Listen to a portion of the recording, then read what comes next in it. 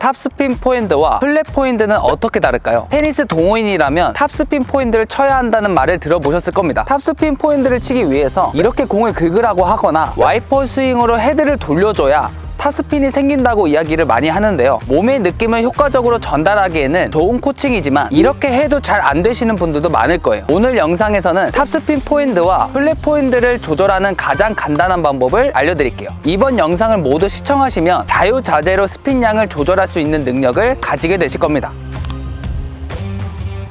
먼저 왜 탑스핀 포핸드를 칠 수 있어야 하는지 간단하게 말씀드리면, 일단 탑스핀 포핸드는 공의 회전이 많고 플랫 포핸드는 상대적으로 회전이 적습니다. 공의 정방향 회전이 많을수록 공의 궤적은 포물선을 그리게 되고, 반대로 회전이 적으면 레이저처럼 직선으로 뻗어나가는 직진성을 띠게 됩니다.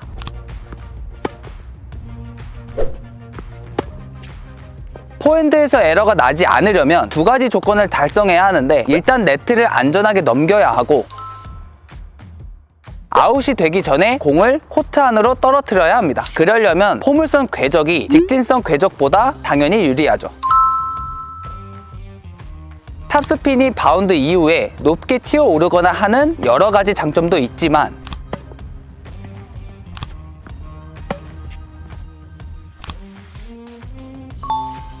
우리가 탑스핀 포핸드를 치는 가장 주된 이유는 결국 안정성 때문입니다. 그렇다면 무엇을 탑스핀이라고 하고 무엇을 플랫이라고 할까요? 사실 이걸 나누는 정확한 기준은 없습니다. 그냥 공의 속도에 비해 회전이 많다고 느껴지면 탑스핀, 회전에 비해 직진하는 속도가 훨씬 강해 보이면 플랫이라고 부릅니다. 이 둘을 정확히 구분하는 것은 오히려 중요하지 않습니다. 흔히 저 사람은 탑스핀 구질이다, 저 사람은 플랫 구질이다 라고 말하곤 하는데요. 탑스핀 구질인 사람이 탑스핀만 치고 플랫 구질인 사람이 플랫만 치는 건 아니겠죠. 진짜 중요한 건 나의 기본 포핸드 자세에서 필요에 따라 탑스핀을 더 줄 수 있는 능력과, 때로는 플랫하고 빠르게 칠 수 있는 능력을 갖추는 거죠.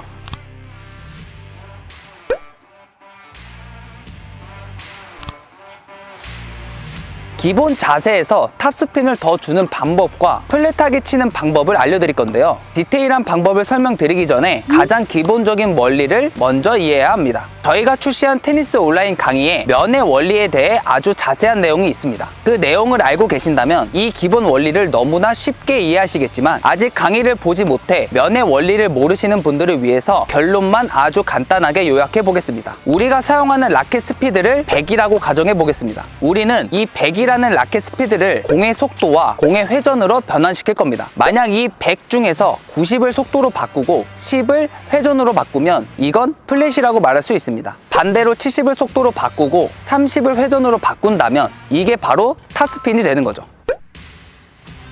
그러면 라켓 스피드를 속도로 바꿀 것인지 회전으로 바꿀 것인지 어떻게 조절할 수 있을까요? 복잡한 설명 없이 결론만 말씀드리면, 아웃이 되지 않도록 면을 제대로 맞춘다는 전제 조건에서 라켓의 상향 궤적이 회전의 정도를 결정합니다. 공이 맞는 순간에 라켓이 이렇게 가파르게 위로 움직이고 있다면 그 상태에서 공이 충돌했을 때 회전량은 많아지게 됩니다. 반대로 공이 맞는 순간에 라켓이 평행하게 움직이고 있다면 공의 회전은 적어지게 되는 거죠. 라켓 스피드가 100이라고 가정했을 때 상향 궤적이 가파르게 올라가면 공의 진행 방향인 정면으로 전달되는 라켓 스피드는 70 정도로 줄어들게 됩니다. 나머지 30은 회전으로 바뀌었겠죠. 반대로 공의 진행 방향과 라켓의 진행 방향이 일치할수록 라켓 스피드 힘의 대부분이 공의 진행 방향으로 실리게 됩니다. 이럴 때는 공의 속도가 90 정도까지 나오게 되겠죠. 결국 같은 라켓 스피드로 휘두른다면 플랫은 공이 빠르고 탑스핀은 상대적으로 속도가 느릴 수밖에 없는 겁니다.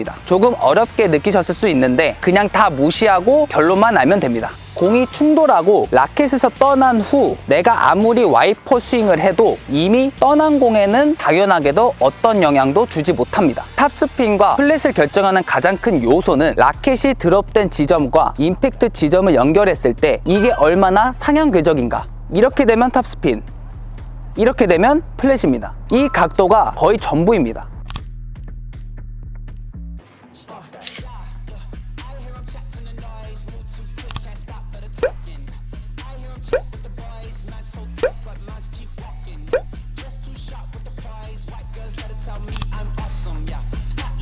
이 원리를 알고 나면 탑스핀을 치는 방법과 플랫을 치는 방법을 너무나 쉽게 이해할 수가 있습니다. 제가 만약에 허리 높이의 공이 와서 여기서 임팩트를 한다고 가정해 보겠습니다. 라켓을 이렇게 아래까지 내렸다가 스윙을 하면 탑스핀이 나갈 거고요. 라켓을 많이 떨어뜨리지 않고 거의 임팩트 지점과 동일한 높이에서 스윙을 하면 플랫이 나가게 됩니다. 물론 면을 정확하게 맞추지 못하면 공이 뜨거나 네트에 걸리거나 하겠지만 그건 라켓 궤적의 문제가 아니라 면의 문제입니다. 연습을 통해 면만 정확하게 만들 수 있게 되면 라켓 드롭의 높이를 조절해서 탑스핀과 플랫을 너무나 쉽게 바꿀 수 있게 됩니다. 다시 거꾸로 생각해 보겠습니다. 라켓이 임팩트 지점보다 아래에서 상향되고 있다면 여러분은 플랫을 치고 싶어도 절대 플랫을 칠 수가 없습니다. 라켓이 임팩트 지점과 거의 동일한 높이에서 출발하게 되면 절대 탑스핀 구질은 만들어지지 않습니다. 이런 스윙에서 아무리 와이퍼 스윙을 하려고 해도 이 동작 자체가 잘 안됩니다. 요약해보면 라켓 드롭의 높이를 바꾸면 탑스핀과 플랫을 조절할 수 있습니다.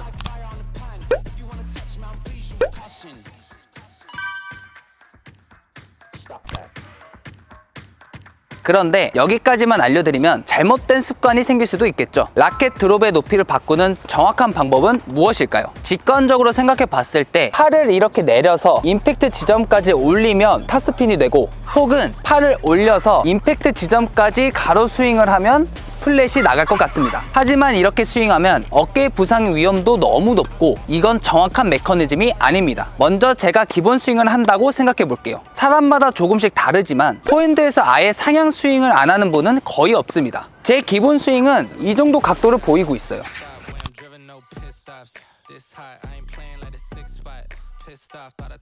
자, 그러면 제가 탑스핀을 더 주기 위해서 라켓의 궤도를 더 가파른 상향 궤도로 바꿀 건데요. 이때 팔을 내려서 임팩트 지점까지 스윙을 하게 되면 여러분이 흔하게 볼 수 있는 초중급자의 과도한 와이퍼 스윙 모양이 나오게 됩니다. 이건 선수들의 스윙 모양과는 조금 다르죠. 그럼 선수들은 라켓 궤도를 어떻게 바꿀까요? 선수들은 이 기본 스윙의 동작을 웬만하면 그대로 사용하고 싶어 합니다. 팔을 아예 안 내리는 건 아니지만 팔만큼이나 몸통의 각도 변화를 굉장히 많이 사용합니다. 기본 스윙은 거의 비슷하게 가져가는데 이 상태에서 몸의 각도가 뒤로 젖혀지면 스윙 궤도가 상향으로 더 가파르게 올라가게 됩니다.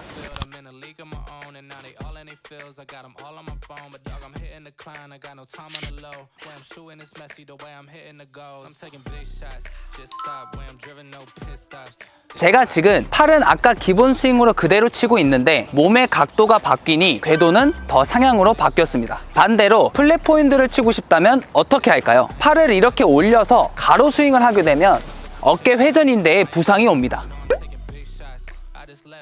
거기에 팔의 궤적이 자주 사용하던 기본 스윙이 아니니까 에러율도 높아지겠죠. 마찬가지로 몸의 각도를 바꾸어야 합니다. 기본 스윙에서 몸의 각도를 앞으로 기울인다면 똑같은 팔 동작을 하더라도 라켓의 궤적이 가로로 바뀝니다.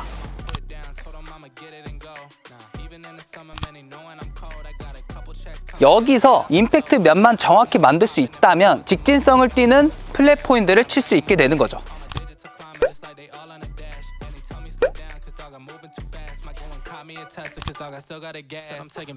탑스핀과 플랫을 치기 편한 몸의 각도가 다르다는 걸 깨달으셨다면 우리가 사용하는 스탠스와 탑스핀은 상당히 연관이 높다는 걸 이해할 수 있습니다. 유튜브에서 선수들의 동작을 유심히 살펴보면 오픈 스탠스를 잡고 오른발에 체중을 실으면 탑스핀을 주로 치고,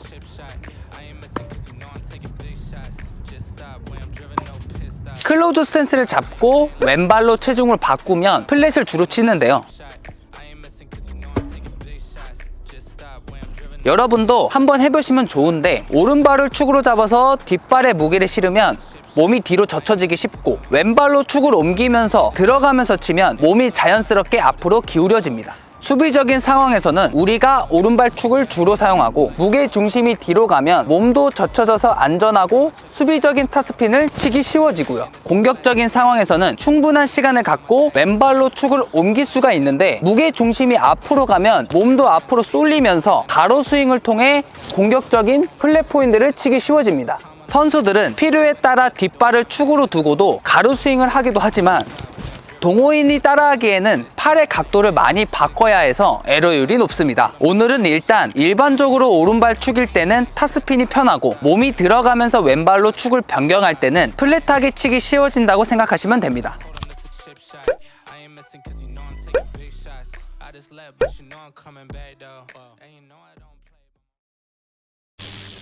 오늘 배운 내용을 바로 실전에서 적용하실 수 있게 요약해 보겠습니다. 여러분의 포핸드가 만약에 회전만 많고 공의 스피드가 약하다면 백스윙의 높이를 높여야 합니다. 체중을 뒷발에만 싣고 몸이 너무 젖혀져 있다면 조금 더 세워주시고 기본 스윙의 팔의 높이도 조금 올려서 라켓 드롭을 줄여야 합니다. 여러분의 포핸드가 너무 플랫하고 그래서 에러가 많다면 백스윙의 높이를 낮춰야 합니다.